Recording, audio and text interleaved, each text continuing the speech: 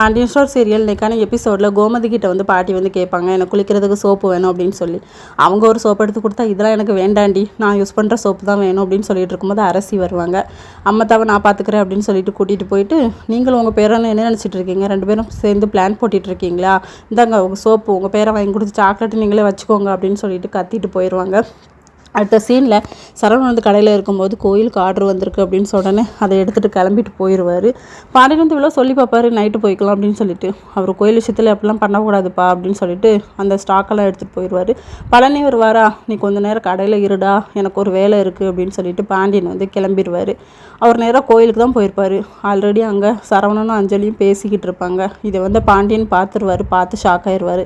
Night 2 பேருமே நடந்து போயிட்டு இருக்கும்போது, அம்மா வந்து சொன்னாங்களே, நீ வந்து ஒரு கோயிலில் பொண்ணுக்கிட்ட பேசிக்கிட்டு இருக்கியாம, அது யாருடா அப்படின்னு சொல்லிட்டு கேட்பாங்க சரவணன் கிட்ட. சரவணன் வந்து ஷாக் ஆயிடுவார். நான் அதை பார்த்தேன் அப்படிங்கிற மாதிரி கூட பாண்டியன் சொல்வார். இதோட இன்னைக்கான எபிசோட் முடியுது.